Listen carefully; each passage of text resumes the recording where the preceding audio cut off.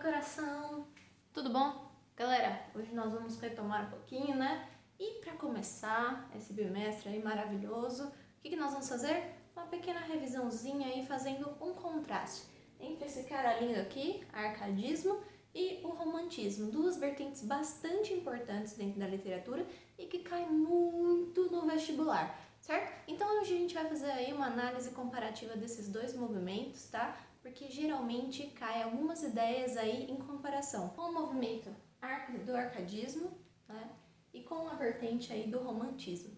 Tudo bem? Belezinha, galera? Então, segura aí e bora lá. Nós já estudamos então, pessoal, o arcadismo, certo? E nós vimos aí todas as nuances e todas as problemáticas e a filosofia desse movimento, certo? Então hoje, o que a gente vai fazer, né? A gente já viu, mas é legal a gente fazer esse contraste, né, entre dois movimentos aí que são bastante importantes dentro da nossa história, certo? Então vocês sabem aí que o arcadismo é um movimento, pessoal, que vai prezar bastante a ideia de razão, certo?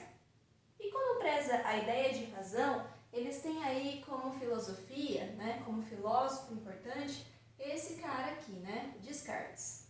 Tudo bem? Que soltou aquela frase maravilhosa, linda, que é penso, logo existo, certo? Ou seja, enfatizando o uso da razão, certo? Então, todo esse movimento vai ser baseado aí nessa ideia de razão. Tudo bem? Belezinha? Mas o que acontece aqui, gente, no romantismo?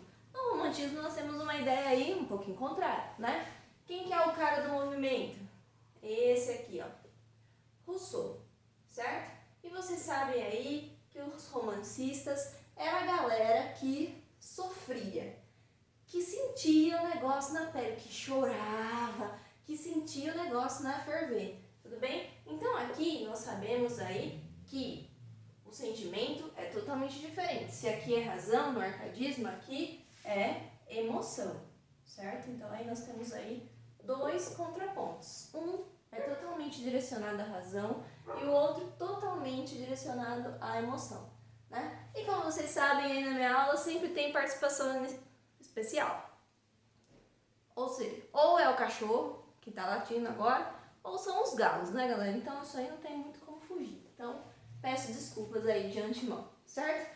Mas e aqui no romantismo, galera? Se nós temos o Rousseau, nós temos aí um conceito bastante importante. E esse conceito aqui, pessoal, vocês não vão usar só em literatura, né? Isso aqui aparece em filosofia, certo? Isso aparece em sociologia, isso aparece numa coisa linda e maravilhosa e que pode te levar a um notão muito bom, que é a camarada redação, certo? Então, é importantíssimo saber sobre esse cara aqui, ele tem respostas para muitas coisas, tá? Mas o que eu trouxe, né, de contraponto àquilo? Primeiro, aqui, penso, logo existo. E aqui, gente, o homem nasce bom, mas a sociedade o corrompe, certo? Então, é o famoso mito do bom selvagem. Então, pessoal, o mito do bom selvagem, como eu falei para vocês, é um conceito importantíssimo filosófico que nós temos, tá? Então, como eu falei para vocês, ele não vai aparecer só em literatura. Ele aparece em filosofia, sociologia, história e vocês podem sim citá-lo dentro de uma redação, certo? Lembrando aí que é importantíssimo, mas nós estamos falando de redação, é só um adendozinho aí, só uma dicasinha, tá? Isso aqui sobreleva sim as suas ideias, tá? Dentro da redação. Mas enfim, como que Jacques Rousseau se adentra dentro do romantismo, né? Como que a gente fala assim, não, mas por que esse cara pertence ao romantismo? Primeiro, gente, porque tem tudo a ver com a emoção, tá? Porque esse negócio de a gente nascer bom, tá? Não tá falando só em relacionado à sociedade, tá? Não tá falando só de caráter, tudo bem? Mas a partir do momento que o homem, né, que está na sua natureza, ele entra em sociedade, o que acontece? Começam as inúmeras crises existenciais, tá? Por quê? Porque aqui ele estava na sua cultura.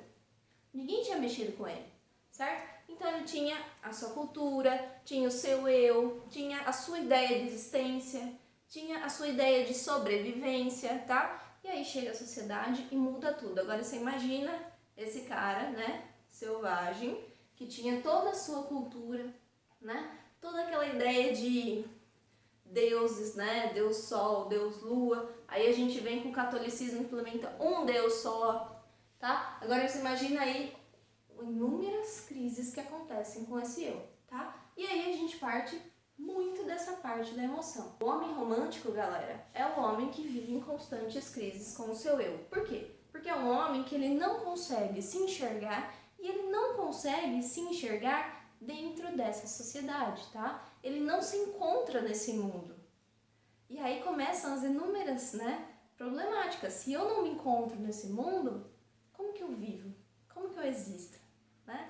Ou seja, eu estou só existindo, né? Não estou vivendo de fato, eu estou existindo, né? E essa ideia de você só existir e não viver é um problema aí, né, para o homem como um todo, né? Vocês sabem aí essas problemáticas e esses embates, né, psicológicos que a gente tem, né, graças a essa inserção dentro da sociedade, tá? Então aqui eu tinha uma ideia totalmente de razão, então a gente sabe lá do famoso locus a menos, ou seja, as coisas eram tudo a menos, tudo lindo e maravilhoso. A gente tinha aquela ideia de lugar idílico, ou seja, aquele lugar perfeito, ninguém sofre, ninguém tem crise. Por quê? Porque nós vivemos com a razão, certo? Ninguém cai de cabeça em nada, ninguém se joga no relacionamento, né? Ninguém tem aqui essa ideia aqui, galera, que eu já falei com vocês, tá? De patos, ou seja, a famosa paixão, que nos arrebata num nível gigantesco, certo? E vocês sabem aí que essa palavrinha vem dessa palavra, ó, patologia, que significa doença. Olha como o homem é complicado, certo? Aqui o homem não é complicado, aqui o homem descomplica tudo, porque ele vive num lugar perfeito, certo? Ele vive em um lugar ameno. Tá? As relações não são relações de paixão, né? A gente vive aí tudo na sua amenidade, né? Fugare, né? A gente vive na fuga, a gente vive na evasão, tudo que é relacionado àquele centro urbano, aquele monte de coisa, um monte de sentimento, um monte de gente doente, a gente não quer, né? Mas aqui a gente quer, né? Aqui a gente sofre, aqui a gente cai de cabeça. Lógico, gente, significa que não pode se apaixonar? Claro que não estou dizendo isso, tá? Porque o homem, ele foi feito para amar o outro, né? A gente foi feito para amar o próximo, certo? Ou seja, ame ao próximo como a si mesmo. Isso já diz o livro da vida, tá, gente? Seja você cristão ou não, né? A gente segue padrões. E um dos padrões dos homens, né? Um dos motivos do homem estar no mundo é amar o próximo, certo?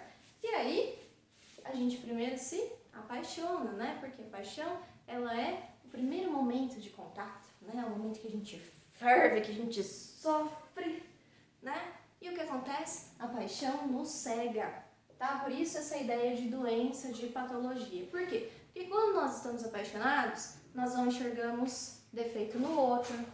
Nós achamos que o bonito ou a bonita é lindo, maravilhoso, mas às vezes não é bem assim que funciona, né? E aí, depois de um tempo, né? Ou para alguns nunca, né? Essa máscara cai e a gente consegue enxergar o outro, né? E muitas vezes, quando a gente enxerga o outro de verdade, a gente não aceita.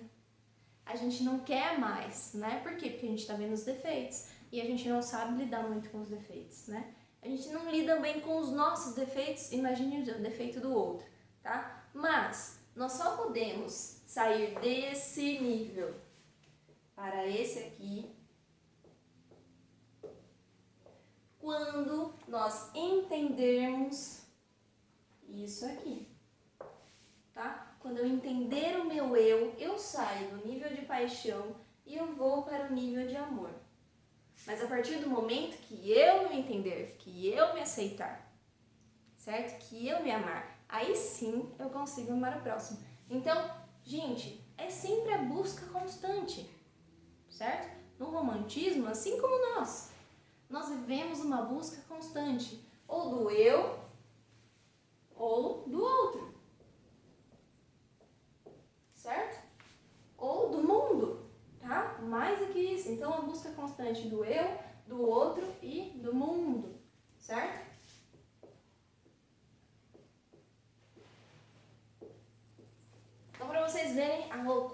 é isso aqui. Isso aqui é lindo, maravilhoso, tudo equilibrado, né? Chega lá no crush, não dá mãozinha porque vai dar ruim, né? Aqui não, aqui a gente se entrega, tá? Então, aqui a gente tem esse lugar mais da cidade, né? A gente já conversou sobre isso. Então, os centros urbanos, a burguesia, poder, riqueza.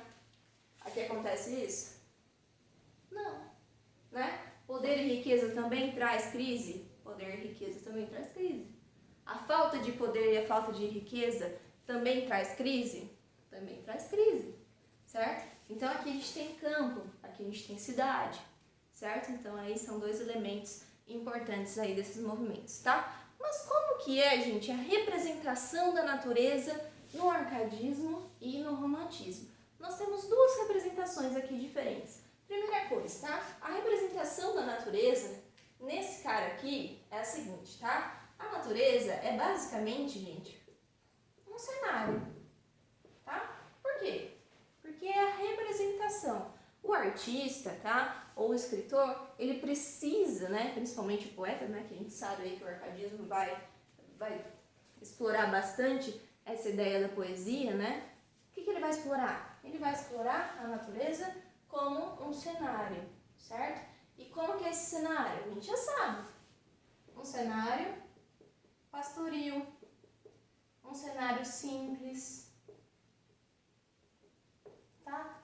Nada é grandioso aqui, tudo bem? A natureza é sempre linda, maravilhosa, a gente não tem furacão, a gente não tem terremoto, não tem nada, é tudo lindo, tudo maravilhoso, tá? Pastor, campo, ovelhinha, é isso, certo? Então, para eles é um cenário, é o lugar que eles vão se inspirar para escrever. É a ninfa inspiradora do arcadista, certo? Então, o campo é a representação dessa ninfa, tá? Desse cenário, de como eu vou escrever e de onde eu vou escrever, certo? Então, a partir daqui, eu faço as minhas representações, que vocês sabem aí que é a famosa mímese, certo? Então, essa mímese é baseada aí no cenário do campo, do cenário pastoril, né, fora da cidade.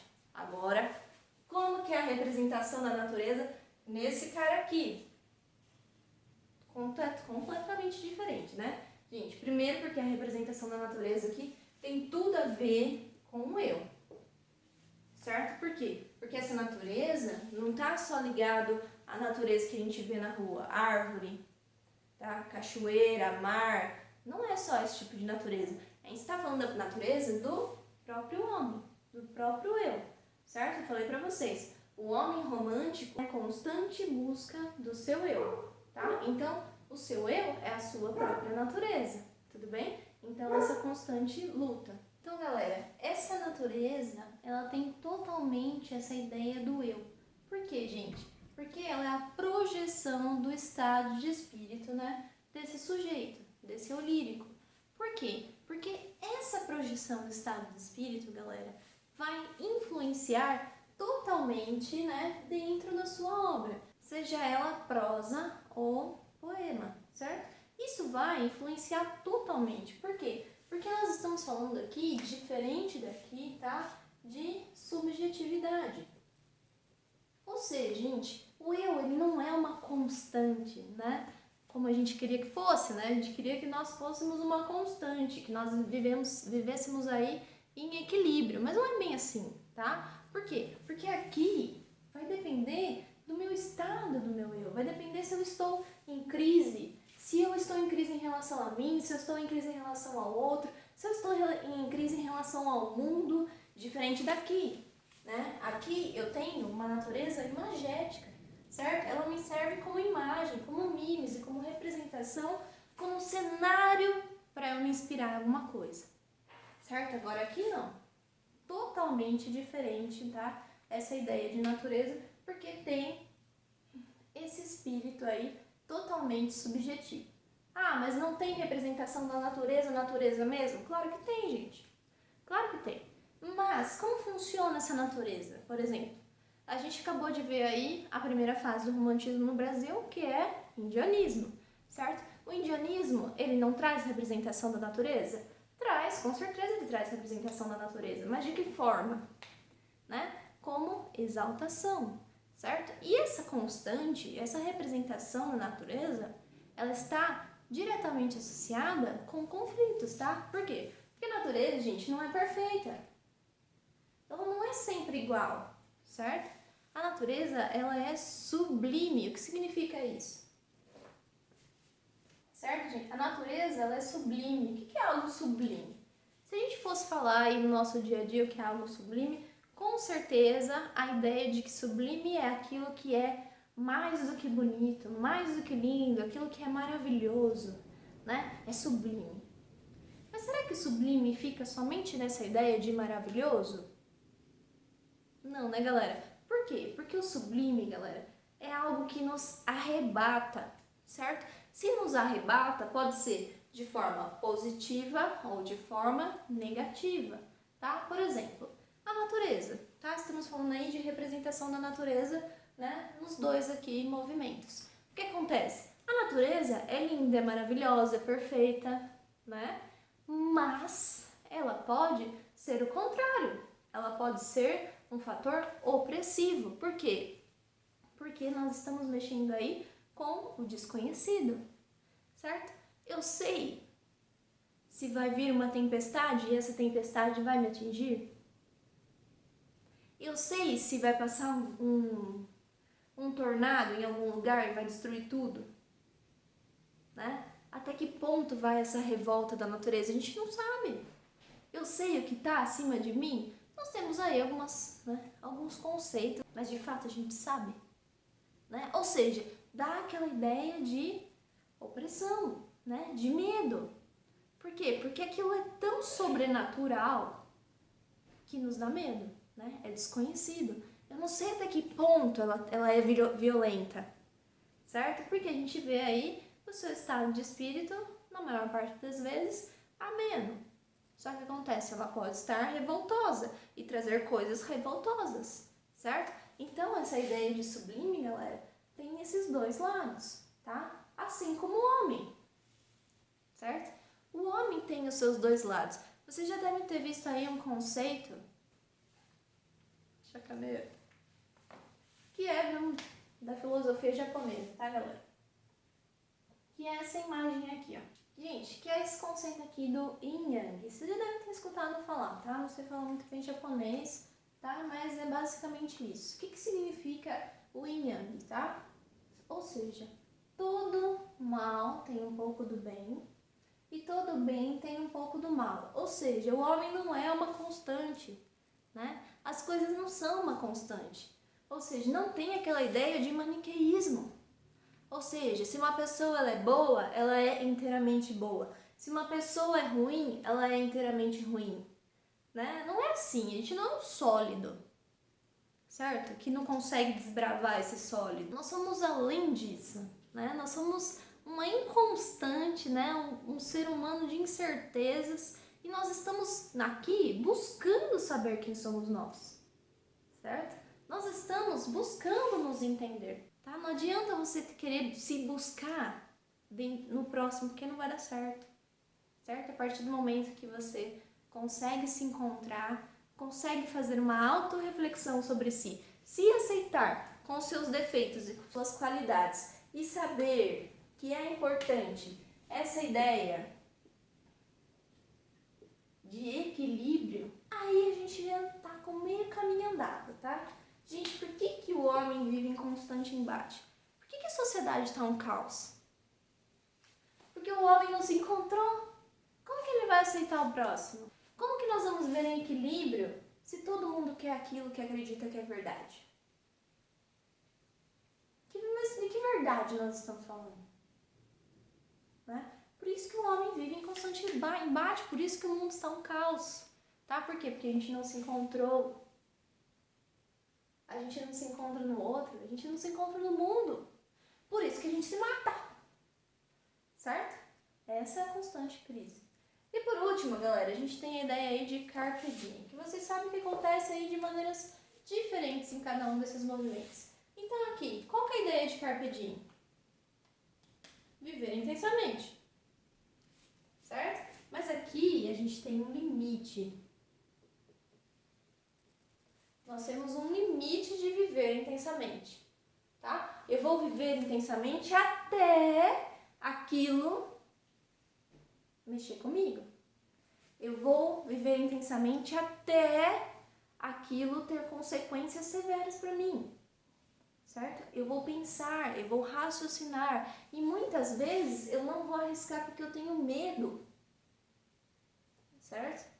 Tudo bem? Então, essa ideia de carpe diem, em alguns casos, esse carpe diem cai por terra, porque a minha razão fala tão mais alto que às vezes eu não vou, né, me jogar de cabeça. Eu não vou me jogar de cabeça por quê? Porque eu tenho medo de sofrer.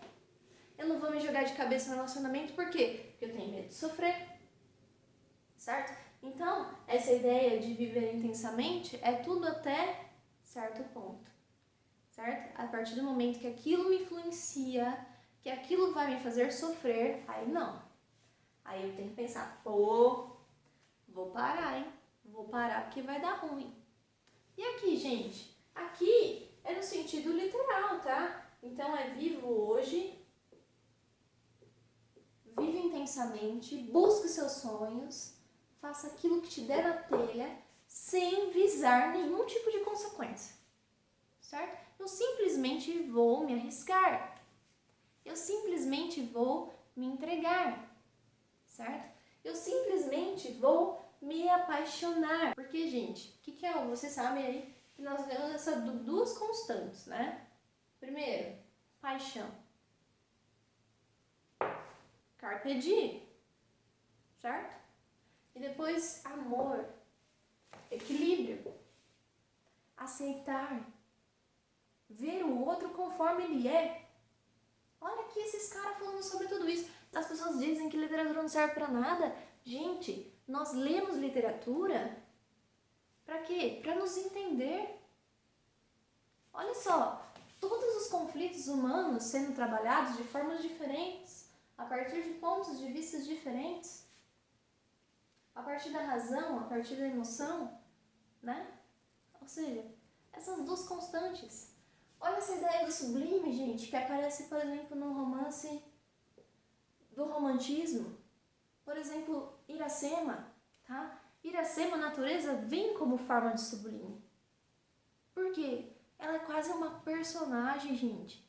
É uma personagem prosopopeica. Por quê? Porque a natureza, ela tem características humanas. Ela reflete, ela deixa a exaltação da Iracema. A natureza faz isso por ela. Então, quando a Iracema está lá no seu momento, né, de ênfase dentro do texto, o que acontece? A natureza ajuda isso. Certo?